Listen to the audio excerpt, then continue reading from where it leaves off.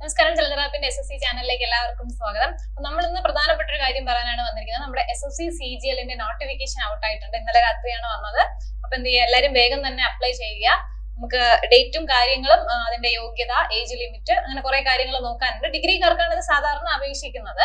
അപ്പൊ എന്ത് ചെയ്യുക, അതിന്റെ കാര്യങ്ങളൊക്കെ നമുക്ക് വിശദമായിട്ട് അതിന്റെ ഡീറ്റെയിൽസ് നോക്കാം. ഒത്തിരി പേജുള്ള ഒരു നോട്ടിഫിക്കേഷൻ ആണ് വന്നിട്ടുള്ളത്.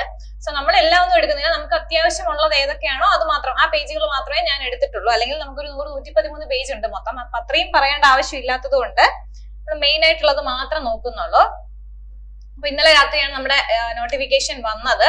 കമ്പൈൻഡ് ഗ്രാജുവേറ്റ് ലെവൽ എക്സാമിനേഷൻ 2025, അതാണ് CGL എന്ന് പറയുന്നത്. നമുക്കറിയാം ആപ്ലിക്കേഷൻ സ്റ്റാർട്ട് ചെയ്യുന്നത് 9/6 ഇന്നലെ മുതൽ 4/7/2025. അത് ഓർത്തിരിക്കുക കേട്ടോ. ലാസ്റ്റ് ഡേറ്റ് വരെ ഒന്നും നിങ്ങൾ കാത്തിരിക്കരുത്. കാരണം നമ്മുടെ SSC ചാനലാണ്. നമ്മൾ റെയിൽവേക്കൊക്കെ എന്തായാലും അവസാനത്തെ സമയമൊക്കെ ആകുമ്പോൾ ഒരുപാട് ഇത് വന്നിട്ട് അയക്കാൻ പറ്റാതിരിക്കും. ചിലപ്പോൾ അവർ കുറച്ച് ദിവസം കൂടി തരും. പക്ഷെ SSCക്ക് അങ്ങനെ പറയാൻ പറ്റില്ല. സോ അതുകൊണ്ട് ലാസ്റ്റ് ഡേ വരെ കാത്ത് നിൽക്കണം. ഇപ്പോഴേ അങ്ങ് അയച്ചു തുടങ്ങിക്കോളുക. 4/7/2025 വരെയാണ്. അടുത്ത മാസം 4-ാം തീയതി വരെ നമുക്ക് അപേക്ഷിക്കാനുള്ള ടൈം ഉണ്ട്. നമ്മുടെ ഫീസ് അടയ്ക്കാനുള്ള ഡേറ്റും അന്ന് തന്നെയാണ്. ഓൺലൈൻ ഫീ പേയ്മെന്റിൻ്റെത് 5/7 ആണ്. നിങ്ങൾ അപ്ലൈ ചെയ്യുന്ന സമയത്ത് തന്നെ എന്ത് ചെയ്യുക, ഫീസ് അടച്ചു പോകുന്നതായിരിക്കും നല്ലത്. പിന്നെ ഇതിന്റെ ഒരു കറക്ഷൻ വിൻഡോ പിന്നെ സ്റ്റാർട്ട് ആവും. നമ്മൾ എന്തെങ്കിലും മാറ്റി കൊടുക്കണമെങ്കിലോ അങ്ങനെയുള്ള ഒരു കറക്ഷൻ വിൻഡോ എല്ലാ അതിനും സ്റ്റാർട്ട് ആവാറുണ്ട്. അത് സ്റ്റാർട്ട് ആവുന്നത് നമ്മൾ ഇത് അപ്ലൈ ഒക്കെ ചെയ്ത് കഴിഞ്ഞ ശേഷം 9/7 തൊട്ട് 11/7 വരെ നമുക്കൊരു കറക്ഷൻ വിൻഡോ ഓപ്പൺ ആവും കേട്ടോ. അതിപ്പോ നമുക്കൊരു സംഭവം നമ്മൾ എന്തെങ്കിലും കൊടുത്തു നമുക്കത് മാറ്റണം എന്ന് തോന്നിയാൽ എല്ലാം ഒന്നും മാറ്റാൻ പറ്റില്ല. ലിമിറ്റഡ് സാധനങ്ങൾ മാത്രമേ മാറ്റാൻ പറ്റുള്ളൂ. അപ്പൊ അത് മാറ്റാൻ വേണ്ടിയിട്ട് എന്ത് ചെയ്യാം, നമുക്കൊരു ഫീ അടച്ചിട്ട് നമുക്ക് ആ സംഭവം മാറ്റാൻ പറ്റും. എന്തെങ്കിലും ആപ്ലിക്കേഷനിൽ എന്തെങ്കിലും തെറ്റ് വരികയോ, അതുകൊണ്ട് മാക്സിമം എന്ത് ചെയ്യുക, തെറ്റ് വരാത്ത രീതിയിൽ അപ്ലൈ ചെയ്യാൻ ശ്രമിക്കുക കേട്ടോ. അപ്പൊ എന്ത് ചെയ്യാം, അപ്പൊ അതിനൊരു കറക്ഷൻ വിൻഡോ ഉണ്ട്. ഇത് നമ്മൾ അപ്ലൈ ചെയ്തതിന് കഴിഞ്ഞതിന് ശേഷം 9 തൊട്ട് 11-ാം തീയതി വരെ അടുത്ത മാസം അത് ഓപ്പൺ ആവും. അതിന് നമ്മളൊരു ഫീ അടയ്ക്കേണ്ടതായിട്ടുണ്ട് കേട്ടോ. പിന്നെ ടയർ ഒന്നിന്റെ അതായത് കമ്പ്യൂട്ടർ ബേസ്ഡ് എക്സാം ആണെന്ന് അറിയാലോ. അപ്പൊ അതിന്റെ ഒരു ടെന്റേറ്റീവ് ഷെഡ്യൂൾ ആണ് അവർ പറഞ്ഞിരിക്കുന്നത്. ഡേറ്റ് അങ്ങോട്ടും ഇങ്ങോട്ടും മാറാൻ സാധ്യതയുണ്ട്. 13 ഓഗസ്റ്റ് തൊട്ട് 30 ഓഗസ്റ്റ് വരെയാണ് കേട്ടോ. ടിയർ 1ന്റെ എന്നാണ് 13 ഓഗസ്റ്റ് തൊട്ട് 30 ഓഗസ്റ്റ് വരെയാണ് അവര് പറയുന്ന ഡേറ്റ്. മാറാൻ ചാൻസ് ഉണ്ട്. ചിലപ്പോൾ മാറാം, ചിലപ്പോൾ ഇത് തന്നെ ആയിരിക്കും. ഓക്കെ. അടുത്ത ടിയർ 2-ന്റേത് അതും CBT തന്നെയാണ്, കമ്പ്യൂട്ടർ ബേസ്ഡ് എക്സാമിനേഷൻ തന്നെയാണ്. അത് വരുന്നത് എന്താണ്, ഡിസംബറിലാണ് വരുന്നത്. ഓക്കെ. അപ്പൊ നമുക്ക് ആദ്യത്തെ എക്സാം വരുന്നത് 13 തൊട്ട് 30 വരെയാണ്, ഓഗസ്റ്റ് ആണ്. അത് കഴിഞ്ഞിട്ട് അടുത്ത എക്സാം വരുന്നത് എന്നാണ്, ഡിസംബറിലാണ് വരുന്നത്. അപ്പൊ അതിന്റെ റിസൾട്ട് ഒക്കെ വന്നതിന് ശേഷമാണ് അടുത്തത് നടന്നത്. ഓക്കെ. അപ്പോ നമ്മുടെ മൊത്തത്തിലുള്ള ഇത് വായിക്കണം എന്നുള്ളവര് എന്ത് ചെയ്യാം, മൊത്തത്തിലുള്ള സിലബസും കാര്യങ്ങളും ഒക്കെ ഉള്ള ഒരു നോട്ടിഫിക്കേഷൻ ആണ് വന്നിട്ട്. അത് നമ്മുടെ ടെലിഗ്രാം ചാനൽ ഇട്ടിട്ടുണ്ട്. അപ്പൊ അത് മൊത്തത്തിലെടുത്ത് നിങ്ങൾക്ക് വായിച്ചു നോക്കാം. ഇത് ഞാൻ അത്യാവശ്യം ഉള്ളത് മാത്രമേ പറയുന്നുള്ളൂ കേട്ടോ. പിന്നെ അതിന്റെ പേ ലെവൽ 7-ന്റേതാണ് പറയുന്നത്. പേ 7-ന്റെ ഇതൊക്കെ പറയുന്നുണ്ട് അവര്. 44 തൊട്ട് 1 വരെയാണ് പറയുന്നത്. 1.4 വരെയൊക്കെ പറയുന്നുണ്ട്. അതില് നമുക്ക് അപ്ലൈ ചെയ്യുമ്പോഴത്തേനും എന്താണ്, ഓരോ വയസ്സനുസരിച്ചാണ് നമ്മൾ ഓരോന്നിനും അപ്ലൈ ചെയ്യേണ്ടത് കേട്ടോ. അപ്പൊ നിങ്ങൾ മുമ്പ് അപ്ലൈ ചെയ്തിട്ടുള്ളവർക്കാണെങ്കിൽ അറിയാമായിരിക്കും. ആദ്യമായിട്ട് അപ്ലൈ ചെയ്യുന്നവർക്കാണെങ്കിൽ ഡൗട്ട് ഒക്കെ വരുന്നത് ഏത് പോസ്റ്റ് ആണ് നമ്മൾ വയ്ക്കേണ്ടതെന്ന്. അപ്പൊ പോസ്റ്റ് വയ്ക്കുന്നതിന്റെ കൂട്ടത്തില് നമ്മുടെ ഏജ് ലിമിറ്റ് കൂടെ അവർ കൊടുത്തിട്ടുണ്ട്. ഓരോ പോസ്റ്റിനും അതിനനുസരിച്ചുള്ള ഏജ് ലിമിറ്റ് ഉണ്ട്. അപ്പൊ ചിലത് 20 വയസ്സായവർക്ക് മാത്രമേ പറ്റുള്ളൂ, ചിലത് 18 മുതൽ പറ്റും, അങ്ങനെയൊക്കെ ഉണ്ട്. അപ്പൊ നിങ്ങൾക്ക് പറ്റുമോ എന്ന് നോക്കിയിട്ട് മാത്രമേ അപ്ലൈ ചെയ്യുമ്പോൾ നിങ്ങൾക്ക് പറ്റുന്നത് മാത്രമേ വരുള്ളൂ. അത് വേറെ കാര്യം. എങ്കിൽ കൂടി നമ്മൾ എന്താണ്, central secretariat, CBI, intelligence bureau, IB, railways, ഇങ്ങനെയുള്ള ഓരോ കേന്ദ്ര ഗവൺമെന്റ് പോസ്റ്റുകളിലേക്കാണ് CGL വിളിക്കുന്നത്. അപ്പൊ എന്താണ്, അസിസ്റ്റന്റ് സെക്ഷൻ ഓഫീസർ അങ്ങനെയുണ്ട്. ആ സെക്ഷൻ ഓഫീസർ എവിടെ ഉണ്ട്, മിനിസ്ട്രി ഓഫ് എക്സ്റ്റേണൽ അഫയേഴ്സിലുണ്ട്, റെയിൽവേസിലുണ്ട്, IB-യിലുണ്ട്. അപ്പൊ അങ്ങനെയുള്ള ഓരോ കേന്ദ്ര ഗവൺമെന്റ് സ്ഥാപനങ്ങളിലേക്ക് ഓരോരുത്തരെയാണ് വിളിക്കുന്നത്. അസിസ്റ്റന്റ് സെക്ഷൻ ഓഫീസർ ഇത്രയിൽ ആവശ്യമുണ്ട്. അതുപോലെ എന്താണ്, ഇൻസ്പെക്ടർ ഇൻകം ടാക്സിന്റെ CBDT-യില്, CBIC-യില് അങ്ങനെ ഇൻസ്പെക്ടറിന്റെതുണ്ട്. അങ്ങനെ അതുണ്ട്. അപ്പൊ അടുത്തെന്താണ്, പേ ലെവൽ 6 ഉണ്ട്. അത് 35,000 തൊട്ടാണ് തുടങ്ങുന്നത്. അതിന്റെ പേ സ്കെയിലൊക്കെ ഇവർ പറഞ്ഞിട്ടുണ്ട്. അതിലെന്താണ് 18 തൊട്ട് 30 വരെയാണ്. ഓരോന്നിനും ഓരോ ഏജ് ലിമിറ്റ് ആണ്. ശ്രദ്ധിച്ച് അപ്ലൈ ചെയ്യുക കേട്ടോ. അതിലും അസിസ്റ്റന്റ് സെക്ഷൻ ഓഫീസർ ഉണ്ട്. അത് ഓരോ ഡിപ്പാർട്ട്മെന്റിലേക്കാണ്. ഞാൻ പറഞ്ഞ മനസ്സിലായല്ലോ, പല ഡിപ്പാർട്ട്മെന്റിലേക്കുള്ള വേക്കൻസികളാണ് റിപ്പോർട്ട് ചെയ്തിട്ടുള്ളത്.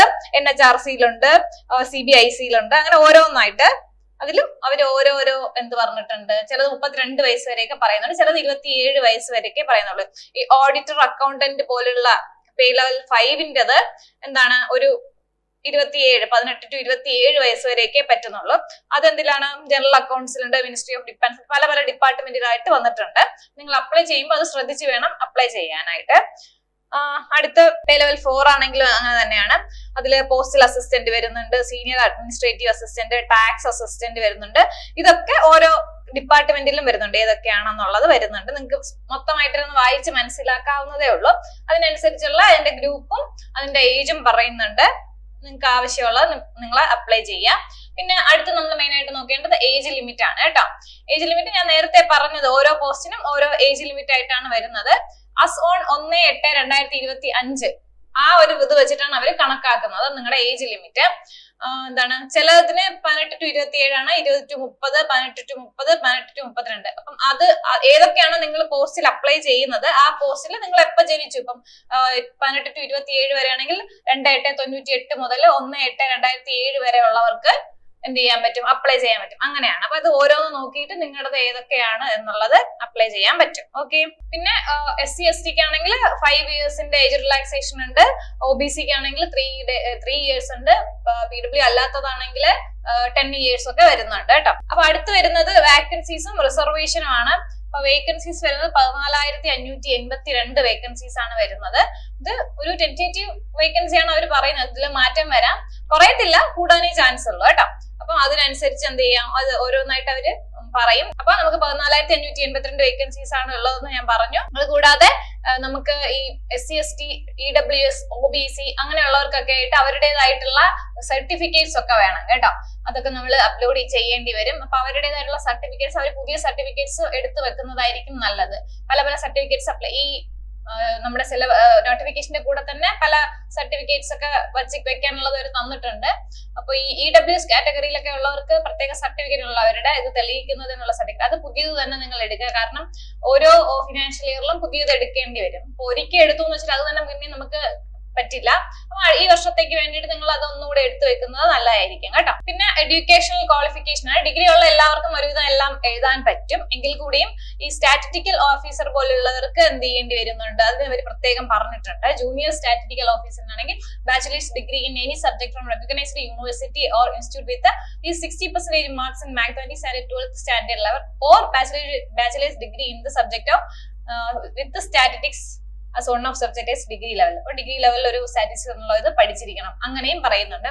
പിന്നെ ഈ സ്റ്റാറ്റിസ്റ്റിക്കൽ ഇൻവെസ്റ്റിഗേറ്റർ, ഈ പോസ്റ്റുകൾ സ്റ്റാറ്റിസ്റ്റിക്കൽ പോസ്റ്റുകൾക്കാണ് നമുക്ക് കുറച്ചുകൂടി വേറെ വേണ്ടത്. ബാക്കി എല്ലാ ഓൾ അതർ പോസ്റ്റിന് എന്ത് തന്നെയാണ്, ഒരു യൂണിവേഴ്സിറ്റി റെക്കഗ്നൈസ്ഡ് യൂണിവേഴ്സിറ്റി എന്നുള്ള ഒരു ബിരുദം മാത്രമാണ് വേണ്ടത്. ഓക്കെ. പിന്നെ ഫൈനൽ ഇയർ നമ്മൾ എക്സാം എഴുതിയിട്ട് നിൽക്കുന്നവർക്കും അപ്ലൈ ചെയ്യാം കേട്ടോ. അപ്പൊ അവരുടെ എന്താണ്, സമയമാകുമ്പോൾ അവർക്ക് അത് എന്ത് ചെയ്യണം, പാസ്സായിട്ട് അവരുടെ സർട്ടിഫിക്കറ്റ് കാണിക്കാൻ പറ്റുന്ന രീതിയിലായിരിക്കണം കേട്ടോ. അപ്പം ഫൈനൽ ഇയർ പഠിച്ചുകൊണ്ടിരിക്കുന്നവർ എക്സാം എഴുതി കഴിഞ്ഞവർക്കും എന്ത് ചെയ്യാൻ പറ്റും, അപ്ലൈ ചെയ്യാൻ പറ്റും കേട്ടോ. അപ്പം ഈ 1/8/2025 അവർ അത് കംപ്ലീറ്റ് ചെയ്തിരിക്കണം. അവർ റിസൾട്ട് വന്ന് അവർ പാസ്സായിരിക്കണം, അത്രേ ഉള്ളൂ. പിന്നെ ആപ്ലിക്കേഷൻ ഫീ എന്ന് പറയുന്നത് 100 rupees ആണ്.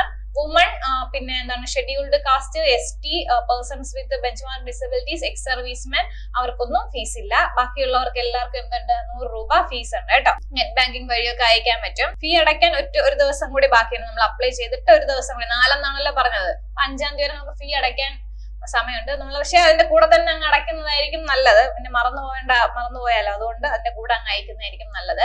പിന്നെ ചെറുതായിട്ട് ഞാൻ അതിന്റെ ഒരു എക്സാമിന്റെ ഒരു കുറച്ച് കാര്യങ്ങൾ പറഞ്ഞു പോവുകയാണ്. Tier 1ന്റെ സിലബസും കാര്യങ്ങളുമാണ്. ജനറൽ ഇന്റലിജൻസ് ആൻഡ് റീസണിംഗ് ഉണ്ട്, 25 ക്വസ്റ്റ്യൻ, 50 മാർക്കാണ്. ജനറൽ അവയർനെസ് 25 ക്വസ്റ്റ്യൻ, 50 മാർക്കാണ്. QA quantitative aptitude 25 question, 50 mark. English comprehension 25 question, 50 മാർക്കാണ്. 1 മണിക്കൂറാണ്. ബാക്കിയുള്ളവർക്ക് അല്ലാത്തവർക്ക്, അതായത് കുറച്ച് ഫിസിക്കൽ ഡിസബിലിറ്റീസ് ഉള്ളവർക്ക് എന്ത് ചെയ്യും, 20 മിനിറ്റ്സ് കൂടെ അധികം തരും. ബാക്കിയുള്ളവർക്കെല്ലാം 1 hour ആണ് എക്സാം വരുന്നത് കേട്ടോ, Tier 1ന്. പിന്നെ അത് 0.50 നെഗറ്റീവ് മാർക്കിങ്ങും വരുന്നുണ്ട്. ഇത് നമ്മുടെ Tier 2ന്റെ ആണ്. അപ്പൊ അത് ഒത്തിരി ഉണ്ട്, അപ്പൊ നോക്കണമെന്നില്ല. എന്നാലും ഞാൻ സിലബസിൽ നമ്മുടെ നോട്ടിഫിക്കേഷനിൽ വന്നതുകൊണ്ട് അതുകൂടി പറയുന്നതേ ഉള്ളൂ. അതിൽ 2 പേപ്പറൊക്കെ ഉണ്ടാവും. ഓരോരുത്തർക്കും ഓരോ ടൈപ്പ് ഓഫ് ആണ്. സ്റ്റാറ്റിസ്റ്റിക്കലൊക്കെ ഉള്ളവർക്ക് അങ്ങനെ, അല്ലാത്തവർക്ക് അല്ലാത്തതായിരിക്കും കേട്ടോ. അതിലും സംഭവം ഇത്ര, മാത്സും റീസണിങ്ങും ഇംഗ്ലീഷും ജനറൽ അവയർനെസ്, ഇത്രയാണ് സംഭവങ്ങൾ. അതിൽ മാർക്കിലും ക്വസ്റ്റ്യനിലുമാണ് ഡിഫറൻസ് വരുന്നത്. ഓക്കെ. അപ്പൊ ഇത്രയൊക്കെയാണ് നമ്മുടെ നോട്ടിഫിക്കേഷനിലുള്ള മെയിൻ കാര്യങ്ങള്. ബാക്കി ഇനി വേറെ അപ്ലൈ ചെയ്യുന്നതിൽ കുറച്ച് അറിയുന്ന പോസ്റ്റ് എങ്ങനെ വെക്കണം എന്നുള്ള കാര്യങ്ങളൊക്കെ നമ്മൾ പിന്നീട് ചെയ്യുന്നതായിരിക്കും. ഇപ്പൊ നോട്ടിഫിക്കേഷൻ വന്നത് നിങ്ങൾ അറിയിച്ചു, അപ്പൊ നിങ്ങൾ എന്ത് ചെയ്യുക, അപ്ലൈ ചെയ്യാൻ തുടങ്ങുക. ഈ പറഞ്ഞതുപോലെ OBC EWC ഒക്കെ ഉള്ളവർക്ക് എന്ത് ചെയ്യുക, അതിന്റെ ഒരു സർട്ടിഫിക്കറ്റ് ഒക്കെ നേരത്തെ മേടിച്ച് വെക്കണം. പിന്നെ ഫോട്ടോ അങ്ങനെയുള്ള കാര്യങ്ങളൊക്കെയാണ്. അല്ലെങ്കിൽ ഈ അക്ഷയ സെന്റർ വരെയൊക്കെ നിങ്ങൾക്ക് അപ്ലൈ ചെയ്യാൻ പറ്റും. ഒറ്റയ്ക്ക് അപ്ലൈ ചെയ്യാൻ പറ്റില്ല എങ്കിൽ അപ്പൊ എന്ത് ചെയ്യാ, അപ്പൊ അത് ഫോട്ടോയുടെ സൈസും കാര്യങ്ങളും ഒക്കെ പറഞ്ഞിട്ടുണ്ട് അവര്. പിന്നെ ആദ്യമായിട്ട് അപ്ലൈ ചെയ്യുന്നവർ ഒരു ID ഒക്കെ ക്രിയേറ്റ് ചെയ്യേണ്ടി വരും. അപ്പൊ എന്ത് ചെയ്യാ, അങ്ങനെ ചെയ്യുക, വേഗം ചെയ്യുക, കാത്തിരിക്കേണ്ട. ലേറ്റ് ആക്കി കഴിഞ്ഞാൽ സൈറ്റ് ഒക്കെ ഡൗൺ ആയി പിന്നെ നമുക്ക് അപ്ലൈ ചെയ്യാൻ ബുദ്ധിമുട്ടായിരിക്കും. അപ്പൊ എന്ത് ചെയ്യുക, ഡിഗ്രി ക്വാളിഫിക്കേഷൻ ഉള്ള എല്ലാവരും എന്ത് ചെയ്യുക, അപ്ലൈ ചെയ്യുക, നന്നായിട്ട് പഠിക്കുക.